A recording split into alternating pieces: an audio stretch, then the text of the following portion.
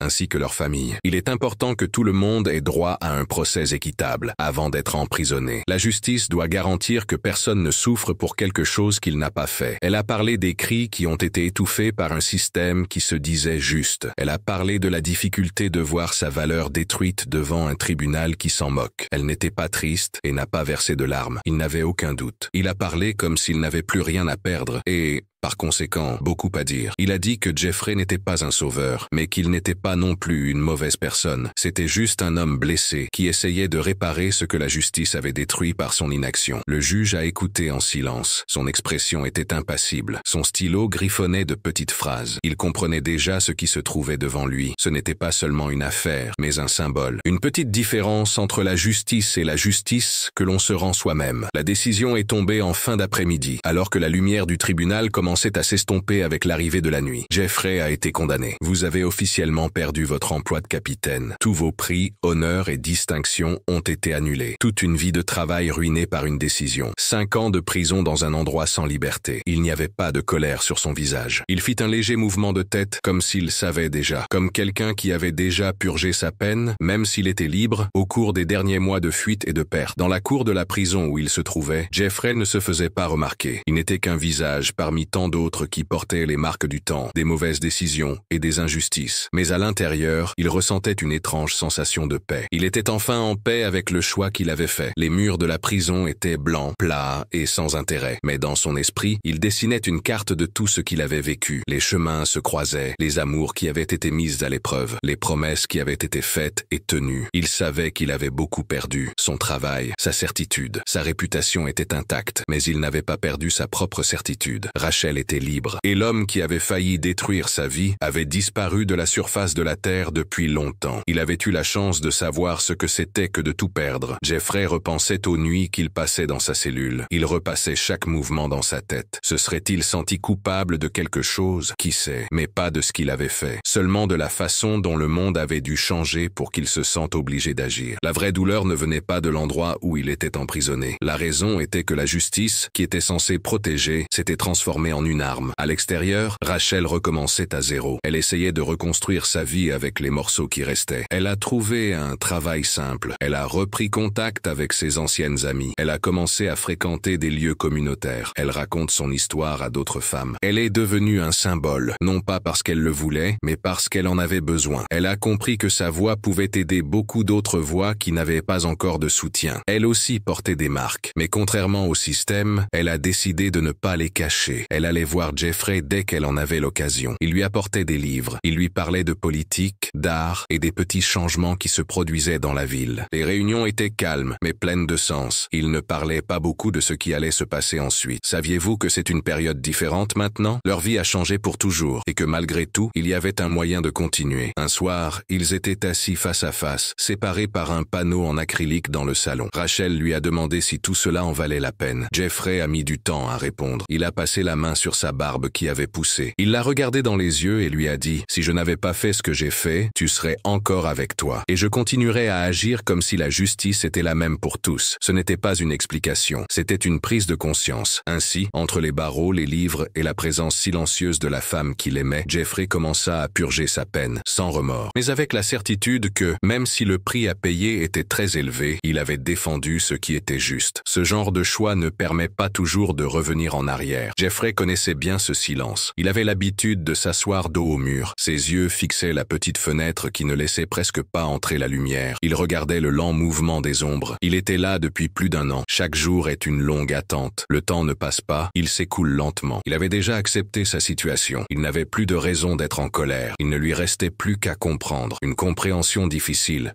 mais ferme. Je savais que c'était le prix à payer. La justice rendue par chacun apporte douleur et solitude. Elle fait perdre des êtres chers. Elle engendre également des nuits où nous ne pouvons pas dormir. Même allongés, nos pensées et nos sentiments restent agités. Malgré tout, il ne se sentait pas triste. Rachel n'avait aucun engagement. Il a fait ce que personne d'autre n'avait eu le courage de faire. La balance était équilibrée lorsqu'elle s'est complètement retournée contre celui qui voulait seulement vivre tranquillement. Mais ce samedi-là, quelque chose d'étrange flottait dans l'air, une inquiétude sans nom. Il y a une sensation de communication dans les mots qui ne sont pas prononcés entre les prisonniers, dans les yeux des gardes, dans les pas plus rapides dans le couloir. Jeffrey l'a vu. La prison, même très isolée, ne pouvait pas échapper au bruit du monde extérieur. Cet après-midi-là, l'un de ces bruits était sur le point de franchir les hauts murs de béton et de l'atteindre. César est apparu. Il portait des vêtements élégants. Il tenait un fin porte-document en cuir. Ses yeux trahissaient une fatigue qui n'était pas due à l'épuisement physique. Une période de recherche recherche de sens à sa vie. Il a demandé à parler à Jeffrey en privé. En quelques minutes, ils étaient assis face à face dans une pièce froide, sans personne pour les voir ou les entendre. Jeffrey a compris que quelque chose n'allait pas dès qu'il a regardé le visage de son vieil ami. Ce n'était pas un regard qui jugeait, c'était plus profond, une façon de regarder qui apparaît quand une personne a besoin de dire quelque chose qui va faire mal. César a pris une profonde inspiration avant de commencer à parler. Il a dit que des informations secrètes avaient été divulguées, qu'il y avait de l'activité dans les coulisses des agences étrangères. Puis avec la certitude de celui qui ne veut pas retarder l'inévitable, il a déclaré « Ronald s'est enfui ». Jeffrey est resté immobile pendant quelques secondes. Il n'avait pas entendu ce nom depuis des mois. C'était comme une pierre jetée dans un lac recouvert de glace. La surface semble tenir le coup pendant un certain temps. Mais ensuite, elle commence à se fissurer. Ronald avait donné de l'argent aux hommes qu'il avait arrêtés. De nouvelles informations faisaient surface. Le consulat américain l'avait appris très tard. Le réseau de personnes qui avaient aidé à sa disparition avait été compromis par quelqu'un de l'intérieur. Ce n'était rien d'important, juste un problème de sécurité et un changement d'allégeance. Une somme versée au bon moment à la bonne personne. Il avait été libéré et il était déjà de retour aux États-Unis. Jeffrey ne répondit pas. Il se contenta de serrer les poings. La colère qui était restée latente se remit à brûler lentement, comme des braises qui ne s'étaient jamais vraiment éteintes. Ce n'était pas à cause du danger, c'était à cause de la honte. Le sentiment que tous les efforts et tout ce qui avait été perdu n'en valaient pas la peine. Mais le véritable coup dur était encore à venir. Quelques jours plus tard, alors qu'il rangeait ses notes, Jeffrey fut appelé pour parler à l'un des conseillers de l'unité. Un homme qui ne prenait pas parti et qui ne s'intéressait presque jamais aux histoires des résidents. Mais ce jour-là, sa voix était nerveuse. Il dit qu'il avait quelque chose que Jeffrey devait comprendre. Rachel est une personne qui a des caractéristiques uniques. Elle est connue pour sa gentillesse et sa disposition à aider les autres. Rachel aime passer du temps avec ses amis et sa famille. Elle s'intéresse à diverses activités comme la lecture, la danse et la cuisine. Rachel est également très créative et adore faire de nouvelles choses. De plus, c'est une personne qui apprécie l'honnêteté et l'amitié. Tout le monde l'apprécie pour sa gentillesse et son sens de l'humour. Cette même semaine, Ronald s'est rendu chez Rachel, sans menace, sans agressivité. Il a frappé à la porte. Son regard semblait repentant. Il a demandé à parler. Il a dit qu'il était fatigué de vivre dans la dispute, qu'il voulait tourner la page, qu'il se sentait responsable de tout ce qui s'était passé. Rachel, alors que personne ne s'y attendait, l'a accueilli. Non, par ignorance. Désolé, je ne peux pas t'aider. C'était quelque chose que Jeffrey ressentait, même de loin, mais il ne savait pas dire quoi. Ils ont commencé à se voir plus souvent. Des réunions secrètes, de longues discussions. Une façon de se rapprocher qui n'était pas seulement motivée par le désir de pardonner. Rachel, qui avait subi de nombreuses pertes et injustices, avait peut-être vu en Ronald non seulement le souvenir du passé, mais aussi l'occasion de transformer sa douleur en quelque chose de moins grave. Jeffrey ne comprenait pas, et peut-être ne comprendrait-il jamais. La vérité a éclaté lorsqu'une ancienne codétenue, désormais libre, est venue rendre visite à Jeffrey. Elle s'est assise en face de lui et lui a raconté, triste, ce qu'elle avait vu. Rachel et Ronald, ensemble, sortant d'un restaurant le soir, main dans la main, souriant. Le sol s'est dérobé sous les pieds de Jeffrey. Il n'a pas crié, il n'a rien cassé, mais quelque chose en lui s'est brisé d'une manière si douloureuse qu'aucun mot ne pouvait l'exprimer. C'était une trahison, mais c'était plus que cela. C'était la preuve que le monde continuait d'avancer sans lui. Le temps était encore favorable pour les autres. Rachel, malgré tout ce qu'ils avaient traversé, avait décidé de suivre un chemin où il n'était pas. Le jour de sa libération, quelques mois plus tard, Jeffrey quitta la prison d'un pas ferme et le regard vide. Il marchait comme s'il ne se souciait plus de la lumière ou de l'obscurité. Personne ne l'attendait à l'extérieur. Seul le vent, la route et le manque de tout ce qui avait autrefois été son foyer. En retournant à la maison qu'il avait quittée, il vit qu'elle était vide. Au milieu du salon, il y avait une lettre sur la table. Elle était écrite par Rachel. Les mots étaient gentils. Elle disait qu'elle avait décidé de continuer, qu'elle essayait de trouver le bonheur. Il pensa qu'il allait lui aussi trouver une nouvelle voie. Jeffrey lut la lettre sans bouger la tête, mais à la fin, ses doigts tremblaient. Il ferma les yeux. Il fit une promesse à lui-même. C'était avec le calme que seule une douleur intense peut enseigner. Ronald n'échapperait pas à son châtiment, et Rachel non plus. L'histoire n'était pas encore terminée. Un nouveau cycle venait de commencer. Ronald apparut à cet endroit non pas comme un danger, mais comme quelque chose qui le poursuivait, une ombre qu'elle n'aurait jamais pensé revoir. Quand il a frappé à la porte ce matin-là, sous un ciel couvert, le cœur de Rachel n'a pas battu plus vite de peur. C'était quelque chose de différent. Le corps se raidit. Il y a un blocage pendant un instant au moment de décider d'ouvrir ou non, mais on peut y accéder. Ce n'était pas par faiblesse, mais parce qu'il était arrivé à un moment où s'échapper n'était plus une option. Il était différent, plus léger. Veuillez fournir le texte que vous souhaitez que je paraphrase. Ses yeux, qui auparavant reflétèrent la fierté, semblaient plus petits, pas en taille, mais dans leur expression. Rachel resta à la porte et ne dit rien. Ronald, sans uniforme et sans ses insignes habituels, regarda simplement le sol pendant un instant et demanda à parler. Elle hésita, mais elle lui fit de la place. Ils s'assirent dans le salon. Le même salon où elle avait pleuré pendant de nombreuses nuits après la condamnation. Le même canapé où Jeffrey, quelques mois plus tôt, avait promis de se venger, les mains tremblantes de rage. Maintenant, l'homme qui avait rendu tout cela possible était là. Nous sommes assis, silencieux, dans l'attente. Rachel croisa les jambes et posa ses mains sur ses cuisses. Son visage était impassible. Rien n'indiquait que l'un ou l'autre allait parler. Bien sûr, je suis là pour vous aider. De quoi aimeriez-vous discuter? Ronald entama la conversation. Sa voix était forte mais lente. Il ne faisait aucun effort pour convaincre. C'était comme si, pour la première fois, ses mots avaient un sens important. Il a parlé de ce qui s'était passé pendant son absence, de son emprisonnement dans un pays étranger, des jours sans nom, des visages inconnus. Il a parlé du sentiment d'être loin du monde, pas seulement physiquement, mais aussi spirituellement. Il a dit qu'il avait beaucoup pensé à elle pendant cette période. Il ne faut pas seulement penser aux erreurs, il faut aussi penser à ce qui a été oublié. Il a dit qu'il ne savait pas pourquoi il avait fait ce qu'il avait fait. C'était peut-être le pouvoir, ou peut-être la lâcheté, ou peut-être les deux. L'uniforme lui donnait l'impression d'être important, mais il savait depuis le début que quelque chose n'allait pas. Mais il n'avait pas la force d'interrompre. Quand il eut terminé, Rachel regardait la bibliothèque. Il y avait un cadre avec une photo d'elle et Jeffrey, prise lors d'un voyage qu'ils avaient fait auparavant. Elle souriait, mais c'était différent de ce qu'elle ressentait à ce moment-là. Le silence entre eux était très lourd. Ce n'était pas de la honte. Il y avait beaucoup de tension entre deux mondes qui s'étaient affrontés. Ils s'étaient fait du mal et se retrouvaient maintenant au milieu des débris. Pourquoi maintenant? Demanda-t-elle. Ronald a pris une grande inspiration. Il a dit que, de tout ce qu'il avait laissé derrière lui, la seule chose qu'il pouvait encore essayer de récupérer était sa propre conscience. Que s'il ne demandait pas pardon à la seule personne qu'il savait avoir vraiment blessée, il ne pourrait jamais continuer sa vie. Il ne pensait pas qu'il serait accepté. Pas de réponse rapide. Il avait juste besoin de parler. Au fil des jours, Ronald revint, sans envahir son espace, mais avec calme. De temps en temps, il laissait des lettres, des fleurs différentes. Rien de très inhabituel, juste sa présence. Une demande silencieuse d'être écoutée, pas critiquée. Rachel ouvrit lentement la porte. Elle écoutait, elle parlait peu, mais elle écoutait. Et, en elle, quelque chose de différent commença à apparaître. C'était contradictoire, c'était dérangeant, mais c'était vrai. Rachel savait que ce qu'il avait fait était impardonnable. C'était contraire à la loi, à la morale et à l'humanité. Mais elle savait aussi que la haine lui faisait toujours du mal. Elle avait déjà beaucoup perdu. Il s'était déjà beaucoup battu. Et peut-être pour cela, écouter cet homme admettre ses fautes, sans essayer de changer l'histoire, lui apportait quelque chose qu'elle ne savait même plus identifier, la tranquillité. Ils ont commencé à se voir plus souvent. D'abord, dans des lieux publics, puis dans des cafés. De longues conversations sur la vie. Ils parlaient de politique, d'erreurs et de pertes. Ronald n'était pas le même. Ne serait-il pas meilleur sans les couches qui le protégeaient? Rachel, en revanche, se sentait puissante. C'était la première fois que je voyais quelqu'un qui l'avait fait souffrir un jour, baisser les yeux en sa présence. Le pardon ne s'est pas produit d'un seul coup. Il n'y a pas eu d'étreinte ni de larmes. Il est entré comme une brise légère, par la bonne fenêtre le bonjour, et il est simplement resté. Le moment est venu où Rachel a réalisé qu'elle était fatiguée de vivre en regardant le passé, qu'elle voulait, d'une manière ou d'une autre, vivre un avenir. Et puis, quelque chose d'inattendu s'est produit. Elle a commencé à ressentir quelque chose. Ce n'était pas de l'amour, du moins pas comme on l'entend habituellement. C'était un lien difficile, un lien né de la destruction. Un sentiment désagréable s'est installé entre les excuses et le silence des après-midi. C'était comme si, en affrontant la dure réalité, ils voyaient en l'autre la dernière partie de ce qui leur avait disparu. Au fil du temps, leurs rencontres se sont rapprochées. Ce ne sont pas seulement des problèmes physiques, mais aussi émotionnels. Ils partageaient les mêmes douleurs, les mêmes préoccupations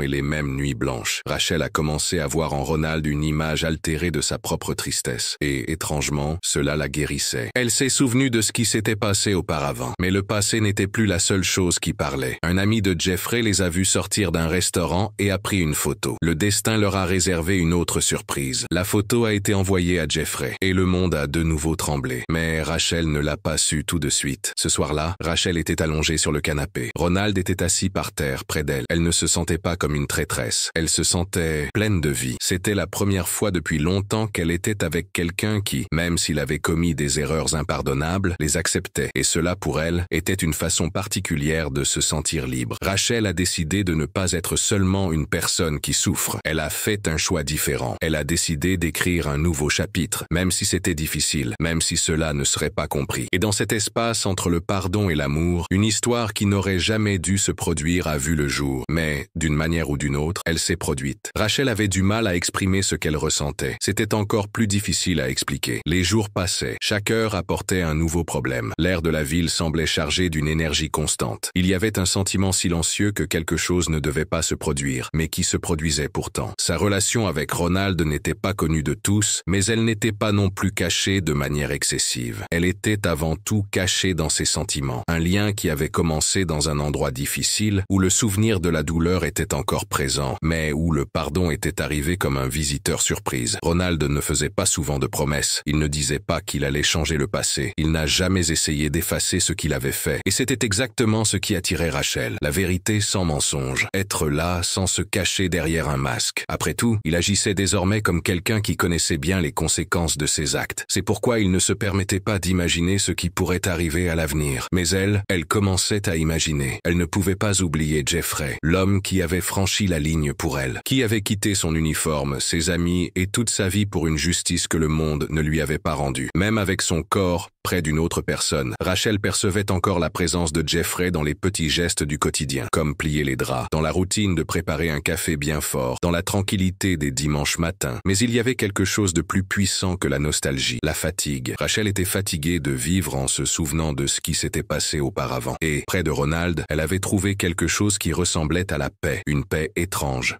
Certes, pleine de situations qui semblent contradictoires, mais il y a de la paix, malgré tout. C'était comme être dans un endroit où l'on entendait auparavant des cris et où l'on ne sentait plus que le silence des mots qui n'avaient pas été prononcés. Non pas parce qu'ils avaient été laissés de côté, mais parce qu'ils n'avaient plus besoin d'être répétés. C'est par un après-midi chaud d'octobre que tout a commencé à s'effondrer. Un vieil ami de Jeffrey, Rodrigo, qui avait l'habitude de patrouiller avec lui, un homme taciturne et attentif, l'a aperçu. Au début, il a pensé que c'était une erreur. Rachel est descendue d'une voiture avec Ronald dans un parking près d'un café. Il marchait lentement, sans masque. Il riait de quelque chose de simple, une légère tape sur l'épaule, une amitié facile à voir. Rodrigo n'y croyait pas, mais il les a revus la semaine suivante. Il a donc décidé d'en parler. Jeffrey était dans sa nouvelle maison. C'était une maison simple qu'il avait obtenue dans le cadre d'un programme d'aide à la réinsertion des anciens détenus. Il essayait de se reconstruire en silence. Il ne regardait pas les informations. Elle ne parlait pas à ses anciens amis. Je passais mes journées à écrire, peut-être un livre, ou simplement des confidences que je ne rendrais jamais publiques. Lorsque Rodrigo est venu lui rendre visite, elle a ressenti une agitation qu'elle ne pouvait expliquer. La présence de son ancien ami lui rappelait le passé, une époque où la loyauté était évidente, un endroit où les gens bien étaient encore reconnus. Rodrigo a été direct. Il a dit ce qu'il avait vu. Il a décrit les détails avec précision. Il a dit qu'il l'avait vu plusieurs fois, pour être sûr, et que même s'il ne se sentait pas à l'aise de lui donner cette information, il ne pouvait pas la garder pour lui. Jeffrey n'a pas répondu tout de suite. Il a regardé le sol pendant un long moment. On aurait dit qu'il cherchait une explication à ce qu'il ressentait. Ce n'était pas seulement de la colère, c'était quelque chose de plus aigu. Il avait l'impression que le monde avait encore changé sans lui demander s'il avait toujours sa place. La trahison n'était pas seulement une question d'infidélité physique, c'était un symbole. Il avait vécu tout cela. La douleur est une sensation désagréable qui se manifeste dans le corps. Elle peut être forte ou faible. Elle peut être causée par des blessures, des maladies ou la fatigue. C'est quelque chose que les gens ressentent quand quelque chose ne va pas. La perte, c'est quand on n'a plus quelque chose qu'on avait avant. Ça peut être un objet, une personne ou même une opportunité. Ça peut nous rendre tristes. La prison est un endroit où les gens qui ont commis des crimes sont enfermés pendant un certain temps. Ils y sont envoyés pour être punis. Le but est de maintenir la sécurité de la société et d'aider ces personnes à changer leur comportement. Démonter quelque chose pour mieux comprendre comment cela fonctionne. Tout pour Rachel. Maintenant, elle marchait près de l'homme qui avait détruit leur vie. Elle souriait comme si tout était différent, comme si la douleur avait été remémorée différemment, ou même remplacée par autre chose. Cette nuit-là, Jeffrey est resté éveillé. Il a marché dans la maison comme une ombre. Il a écrit quelques pages. Il en a déchiré d'autres. Il s'est assis sur le sol de la cuisine. Il est resté là, la tête appuyée sur ses genoux. Il a pensé à aller la voir, à lui demander des réponses. Mais il s'est rendu compte que si elle avait voulu parler, elle l'aurait fait. Le silence de Rachel était sa réponse. Les jours suivants, le temps était sans couleur, même si le ciel était clair. L'air semblait plus dense. La nourriture n'avait plus de goût. L'horloge, qui indiquait auparavant l'heure d'aller travailler, indiquait désormais seulement l'heure de l'attente. Attendre quoi? Jeffrey n'en savait rien, mais il sentait que quelque chose allait se passer. Les jours qui suivirent n'apportèrent aucun changement positif, seulement du changement. Jeffrey se remit à écrire, mais il n'écrivait plus d'histoires, ni de souvenirs. Ses textes ressemblaient désormais à des secrets conservés sur des pages que personne ne lirait jamais. J'essayais de comprendre où tout avait commencé à s'effondrer. C'était à l'époque où Rachel avait commencé à rendre visite à Ronald. C'est à ce moment-là qu'il avait décidé de faire quelque chose d'illégal. Ou peut-être que tout était écrit depuis le premier jour où il s'était vu, affligé au poste de police. Il a commencé à marcher davantage. Il sortait sans but précis. Je me promenais dans des endroits que je ne connaissais pas. Je m'asseyais dans des squares déserts. Je marchais dans les rues sans savoir si j'allais revenir. Cette perte totale lui procurait un sentiment de liberté. D'une certaine manière, il n'avait plus rien à protéger. Les photos de Rachel étaient toujours dans la maison, mais il ne les regardait pas. Ce n'était pas par désintérêt. Mais pourquoi, quand il voyait ses yeux sur les vieilles photos, quelque chose dans son cœur se serrait si fort qu'il ne pouvait plus respirer? Et, avec le temps, il a appris à gérer cela aussi.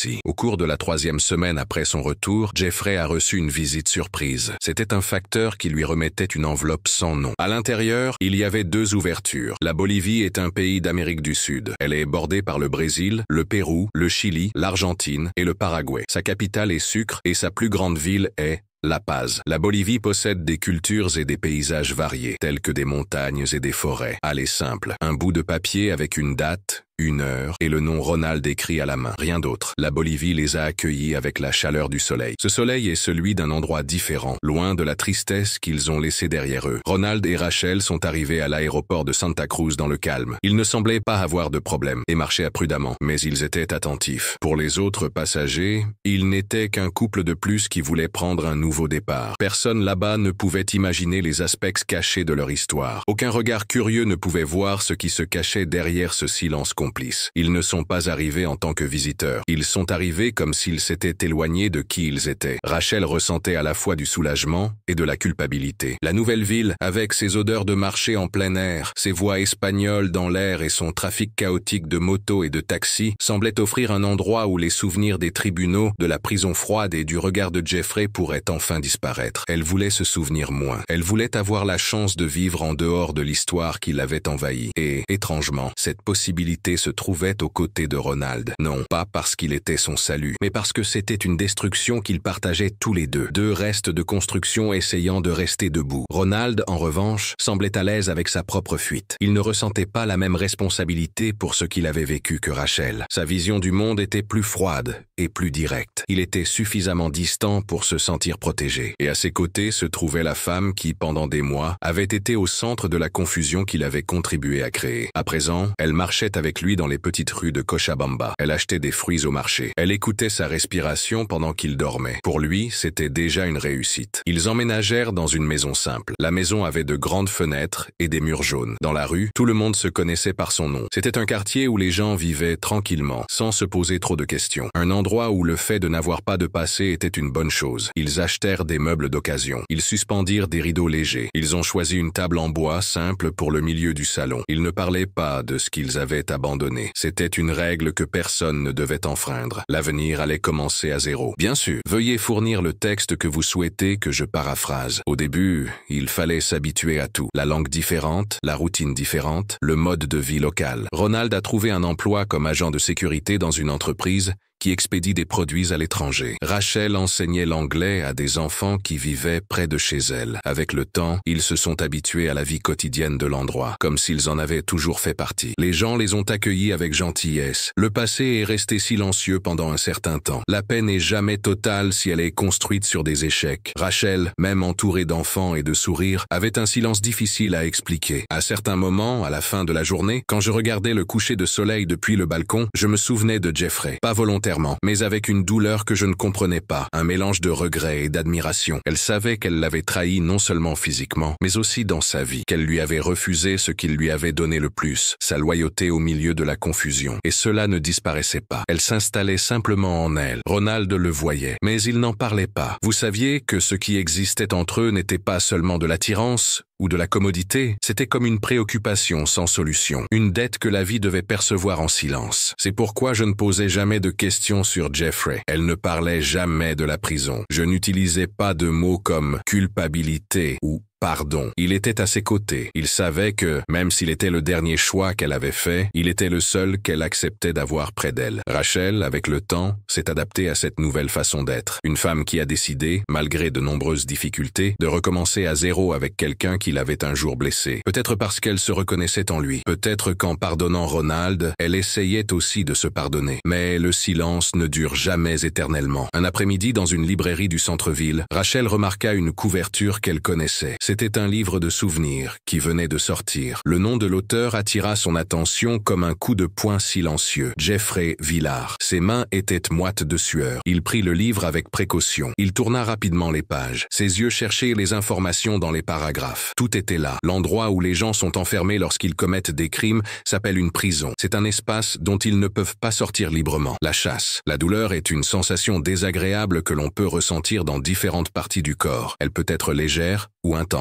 La douleur peut avoir différentes causes, comme une blessure ou une maladie. Il est important d'être attentif à la douleur et de demander de l'aide si elle persiste. Les choses que l'on perd. L'histoire raconte l'histoire d'un homme qui a tout fait pour quelqu'un d'autre. À la fin, il a tout perdu au profit de celui qui lui avait fait du mal. Il a fermé le livre sans l'acheter. Il est rentré chez lui sans faire de bruit. Cette nuit-là, il n'a pas pu dormir pour la première fois depuis des mois. Ronald s'en est rendu compte. Il s'est assis près d'elle sur le canapé. Il lui a touché le bras. Elle est partie. Il n'y a pas eu de dispute, mais quelque chose s'est passé. Lorsque Rachel a vu le nom de Jeffrey sur la couverture d'un livre, c'était comme si elle avait retrouvé une partie d'elle-même qui était cachée. Et elle a compris, à ce moment-là, que l'histoire qu'elle essayait de cacher était toujours vivante. 30 jours, cela équivaut à un mois. C'est le temps que Jeffrey a passé à errer dans des endroits inconnus, dans un pays qui n'était plus pour lui qu'un échiquier sale. Il était à la recherche de deux personnes, Ronald et Rachel. La Bolivie, avec ses grandes montagnes et ses rues inégales, était le nouvel endroit où il pensait que sa mission finale allait se dérouler. Il n'avait plus de place pour la pitié envers les autres. Il n'avait que la certitude tranquille d'un homme qui avait tout perdu. Maintenant, il marchait en portant le poids de ce qu'il avait vécu auparavant. Il arriva discrètement à Sucre par une nuit où le ciel était plus sombre que d'habitude. La ville, vieille et belle dans ses différences, était l'endroit idéal pour quelqu'un qui voulait se faire une nouvelle vie loin des médias. Mais Jeffrey ne s'intéressait ni aux bâtiments anciens, ni aux rues anciennes. Il avait autre chose en tête. Il était calme et attendait le moment opportun. Les premiers jours, il s'est contenté d'observer.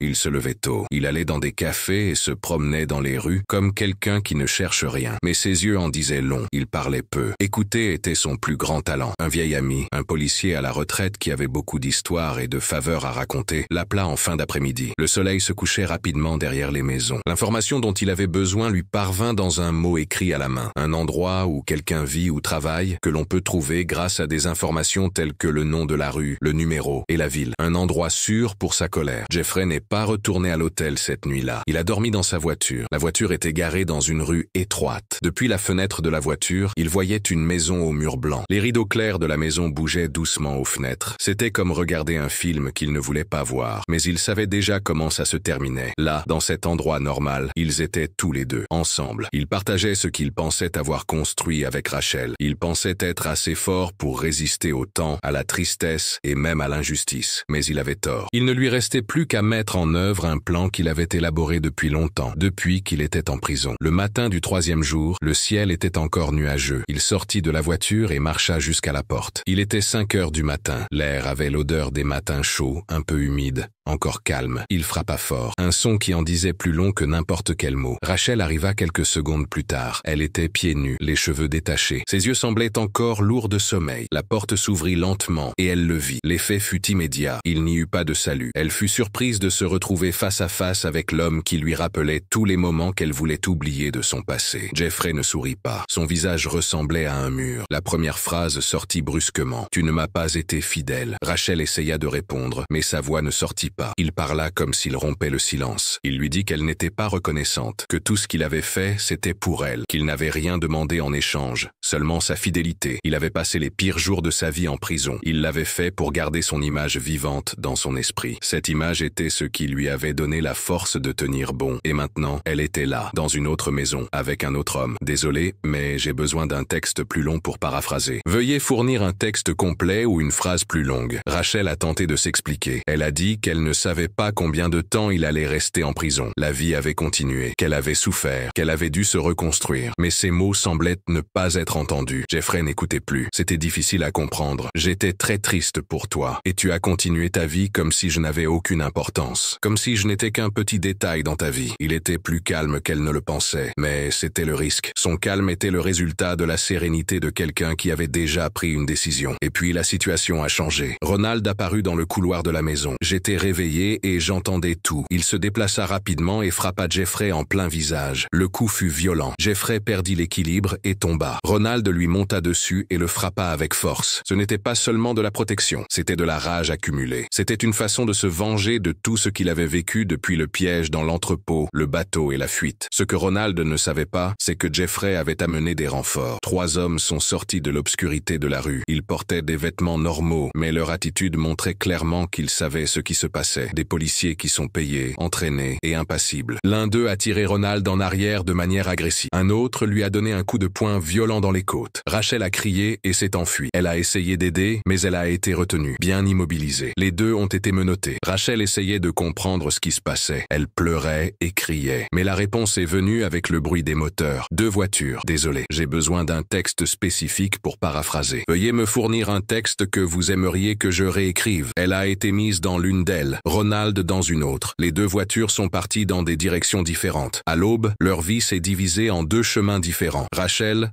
sans le savoir, allait être emmenée sur une île loin de tout. Là-bas, seul le bruit des vagues se brisant sur les rochers pouvait répondre à ses questions. Ronald, le visage blessé et les mains liées, allait vers un nouvel exil. Il ne savait pas que le destin lui réservait quelque chose de nouveau. Un endroit où la douleur ne serait plus seulement une punition, mais deviendrait une force. Le bateau naviguait sur la mer comme un couteau sans lame. Il emportait avec lui de nombreuses histoires qui semblaient ne jamais finir. Ronald, menotté, regardait au loin. Son visage était encore douloureux à cause des coups. Il essayait de trouver une explication à l'horizon. Le ciel était couvert de nuages d'un gris intense. L'air était froid comme celui de la mer Baltique. Cette traversée avait quelque chose d'étrange. Être prisonnier en pleine mer, entouré d'un espace infini, mais avec son corps limité à l'espace entre les courants. Il n'avait nulle part où s'échapper, mais en lui, un sentiment commençait à grandir, un mouvement qui brise quelque chose, un changement. Pendant ce temps, Rachel était sur un autre bateau. Elle se rendait en silence vers une destination inconnue. Le vent soufflait fort sur son visage, mais elle s'en moquait. Son esprit était loin, concentré sur les paroles de Jeffrey. Chacune de ses phrases revenait comme un couteau sans lame. C'était douloureux, mais cela ne laissait pas de traces. Tu m'as fait du mal. Tu as été déloyal envers moi. Je n'ai pas été pris en considération. Elle essayait de mettre de l'ordre dans ses sentiments. Elle essayait de comprendre comment, en si peu de temps, tout avait pu s'effondrer de manière aussi brutale. Il n'y avait pas assez de culpabilité dans le monde pour expliquer ce qu'elle ressentait. Et pourtant, tout en elle était culpabilité. Elle pensait à Jeffrey et se sentait face à un gouffre qu'elle ne savait pas comment traverser. Elle pensait à Ronald et avait un goût amer dans la bouche à cause du choix qu'elle avait fait. Ce n'était pas parce qu'il n'était pas sincère. C'était parce qu'au fond, elle savait que sa décision venait d'un désir de fuir et non d'une conviction profonde. Elle n'avait peut-être jamais aimé Ronald autant qu'il l'aimait. Il s'était peut-être laissé emporté par l'opportunité d'oublier et non par celle de recommencer à zéro. L'île apparut à l'horizon comme une forme différente dans la mer. C'est un petit rocher. Le milieu est couvert de plantes. Elle a l'air rude. Une maison isolée près de la montagne. Aucun signe. Personne. Aucune porte ouverte pour appeler à l'aide. Là-bas, on se souviendrait d'elle. Pas longtemps. Pas pendant des mois. Mais le temps qu'il faudrait pour que Jeffrey ait le sentiment d'avoir fait ce qu'il fallait. La prison était bien aménagée. Une chambre avec un lit, une table et une salle de bain. La nourriture était livrée tous les 2 jours toujours par un homme qui parlait peu. Aucune liberté, aucun contact, rien. La première nuit, Rachel a essayé de se reposer, mais l'oreiller semblait être en pierre. Ses pensées faisaient beaucoup de bruit, et c'est cette nuit-là qu'elle a pleuré plus que jamais. Pas à cause de ses pertes, pas à cause de la distance, mais parce que, pour la première fois, elle a réalisé qu'elle était perdue. Jeffrey, quant à lui, est retourné en Bolivie, le visage serein. Les gens ne trouvaient rien d'étrange chez lui. Il ne posait pas de questions. Il n'était qu'un étranger parmi tant d'autres. À l'hôtel, je buvais un café sans saveur, lisais les journaux locaux et payais tout en espèces. Mais à l'intérieur, je ne me sentais pas tranquille. L'image de Rachel, les mains attachées, revenait sans cesse dans son esprit. C'était comme un écho étrange de ce qu'il n'avait jamais voulu qu'elle soit. Il ne voulait pas lui faire de mal. Il voulait la punir. Mais la différence entre les deux avait disparu. Et maintenant, pour la première fois, Jeffrey commençait à réfléchir à qui il était. Le soir, je m'asseyais à la fenêtre de ma chambre. Je restais là pendant des heures à regarder l'obscurité. Il se souvenait des premières années avec Rachel, de la façon dont elle souriait en parlant de ce qui l'attendait, de la douceur avec laquelle elle s'occupait des tâches quotidiennes, et de la façon dont, petit à petit, tout s'était détruit. Il se demandait quand l'amour a-t-il cessé d'être de la tendresse pour devenir uniquement du contrôle? Quand la protection a-t-elle commencé à être considérée comme du contrôle? Il ne trouvait pas de réponse, seulement des questions murmurées doucement. Ces questions se répètent dans son cœur comme un mantra. Pendant ce temps, à l'autre bout du monde, dans l'océan, Ronald se préparait. À bord du bateau qui était devenu incontrôlable après la défaillance du pilote, il vit l'occasion qui l'attendait. Il se battit avec les gardes. Il profita de la confusion pour sauter dans l'eau froide. Il s'échappa par réflexe. Il survécut grâce à sa rage. Et maintenant, les pieds fermement ancrés au sol, il se promettait de tout faire pour retrouver Rachel. Pas par désir de vengeance, par souci de justice personnelle. Il pensait qu'elle l'aimait encore, qu'elle était partie sans le vouloir, que malgré tout ce qui s'était passé entre eux, il y avait encore quelque chose de vrai dans son regard. Et cela suffisait à le faire avancer. Dans les semaines qui suivirent, il se mit à la chercher. Il se cacha dans de petites villes. Il acheta une fausse carte d'identité. Il retrouva d'anciennes connaissances, de petits commerçants à la frontière. Il traversa plusieurs pays, toujours sans faire de bruit, toujours concentré. La seule chose qui comptait désormais, c'était elle. Rachel, sur l'île, ne comptait pas les jours qui passaient. Il se retrouvait sans nom et sans but. Tous les matins se ressemblaient, mais son esprit, même emprisonné, commençait à changer. Elle n'était plus la femme blessée. Elle commençait à devenir une femme qui acceptait ses erreurs, qui reconnaissait que, même si elle avait été trompée, elle avait aussi trompé. Elle savait que l'amour qu'elle avait ressenti pour Jeffrey avait été transformé par la douleur. Ce qu'elle ressentait pour Ronald était désormais différent. Ce n'était pas de l'amour, c'était de l'indépendance, de la gratitude et de la culpabilité pour quelque chose qui s'était passé. Lors d'un de ces après-midi nuageux, assise face à la mer qui venait se briser sur les rochers, Rachel murmura « Je n'appartiens à personne ». Et c'est à cet endroit que quelque chose en elle changea, car désormais, plus que vouloir être sauvée, elle voulait se sauver elle-même. Et dans le son de ce désir, en retrouvant sa propre conscience, le véritable commencement a commencé. À un endroit de la planète, deux personnes respiraient en même temps, mais à des endroits différents de la Terre. Ils ne se voyaient pas, ils ne pouvaient pas s'entendre, mais quelque chose en eux continuait à vibrer, comme s'il y avait une corde invisible qui, même tirée au maximum, ne se rompait pas. Rachel et Ronald ne savaient pas où était l'autre, mais ils savaient, chacun à leur manière, qu'ils étaient prisonniers, pas seulement dans leur corps, prisonniers des choix qui les avaient menés là, connectés à des sentiments qui parfois les punissaient et parfois les sauvaient. Dans le froid du nord de la Russie, Ronald réapprit ce que signifiait la résistance. Après avoir quitté le bateau, il passa plusieurs jours à errer dans de petites villes. Dans ces endroits, la langue parlée était comme une prison, et le froid était très difficile à supporter. Les personnes qui travaillaient dans le monde de la loi ne le recherchaient plus activement. Il était désormais devenu un fantôme, un nom qui avait disparu des documents officiels. La seule chose qui le maintenait en vie était la rage qu'il ressentait au fond de lui, mais pas une rage incontrôlable. C'était une rage qui s'était formée au fil du temps, à cause des pertes et de la culpabilité. Il était sûr que Rachel était en vie. Elle savait qu'elle avait été enlevée, et cette certitude ne venait pas de preuves, mais de quelque chose de plus naturel. C'était une sorte de connexion qu'il ne pouvait pas décrire. Rachel, pour lui, n'était plus une amie. C'était une mission, un objectif, son salut caché dans le fait d'aider quelqu'un d'autre. Alors, il a commencé à élaborer un plan. Il travailla pendant des semaines comme ouvrier dans de petits ports clandestins. Il passa des coups de fil. Il économisa de l'argent. Il utilisa le silence pour se cacher et sa forte volonté comme monnaie d'échange. Chaque nuit, quand ses doigts s'engourdissaient au contact des câbles et des caisses dans les ports, il se disait qu'il ne mourrait pas là, qu'il ne serait pas oublié comme une erreur, parce que Rachel était encore en vie. À des milliers de kilomètres de là, sur une île chinoise où la mer était agitée et où le vent semblait avoir une vie propre, Rachel vivait le contraire. contraire, l'immobilité. Ses journées commençaient lorsque la porte de sa chambre s'ouvrait toute seule. C'était ainsi qu'on lui laissait sa nourriture. Elle pouvait se promener sur la plage qui était équipée de petits capteurs placés dans les rochers. Je pouvais regarder la mer, mais je ne pouvais pas la toucher. C'était une forme d'emprisonnement qui ressemblait à la liberté. Et cela faisait encore plus mal. L'endroit où elle se trouvait était propre, calme et presque agréable. Mais ce qui la dérangeait, c'était l'absence de voix. Il n'y avait pas de questions, il n'y avait pas de réponse. Le gardien qui la surveillait ne prononçait que des phrases courtes, comme « c'est l'heure du soleil » ou « retourne dans ta chambre ». Il ne restait qu'un espace vide rempli de souvenirs. C'est dans ce genre de vide que l'esprit commence à se retourner contre son propre corps. Rachel passait de longues heures assise à regarder la mer. Elle essayait de se souvenir du visage de sa mère, de l'odeur qui venait de la cuisine de la maison, du bruit des rires lors des fêtes d'autrefois. Mais tout lui revenait par bribes, comme si le temps effaçait même les souvenirs qui la maintenaient debout. Elle réfléchissait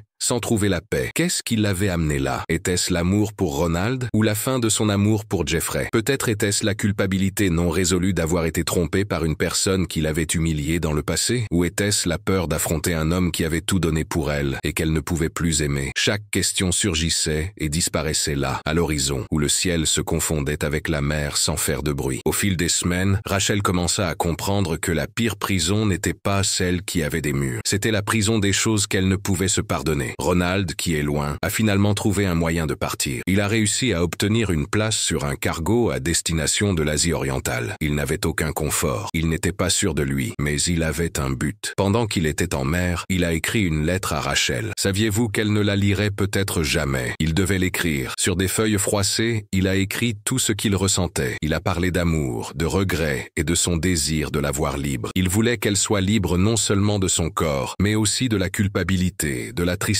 et du souvenir de Jeffrey. À la fin, il a écrit « Si je ne te retrouve pas, je saurai au moins que j'aurai essayé. » Et parfois, faire des efforts est la seule façon d'avancer. Un soir où le ciel de l'île était plus sombre que d'habitude, Rachel a regardé la lune d'une manière qu'elle n'avait pas fait depuis longtemps. C'est à ce moment-là, seule sur le sable froid, qu'elle a remarqué quelque chose de différent. Ce n'était pas une prédiction, ce n'était pas un signe. C'était un souvenir surprenant de la voix de Ronald lui parlant quelques mois auparavant. Même si le monde ne te regarde pas, je te chercherai. Elle n'était pas triste et n'avait pas de larmes, mais quelque chose en elle tremblait. Elle sentait qu'il allait venir pour la première fois. Et qui sait, peut-être qu'elle avait encore envie d'être trouvée. 2 endroits à visiter, 2 endroits très mauvais. Ce n'était qu'une ligne, encore tendue et pleine d'énergie. Elle était sur le point de se replier sur elle-même. Cette rencontre ne serait plus une question d'amour ou de vengeance. Elle porterait sur ce qui restait après tout. L'argent avait déjà parlé pour lui. Les yeux de Ronald, froids comme de la pierre mouillée, montraient ce que la voix ne pouvait pas dire. Il n'était plus le même homme qui avait tenté de s'expliquer devant un juge. Il n'était plus non plus l'homme qui avait cherché le pardon dans les bras d'une femme qui lui avait pardonné des petites choses. Il était différent. Un homme façonné par le froid, la tristesse et la séparation. À présent, son cœur battait avec le sentiment que quelque chose d'important allait se produire. Il ne portait sur son dos qu'un sac à dos contenant des vêtements de rechange, de faux papiers et une photo de Rachel. C'était la dernière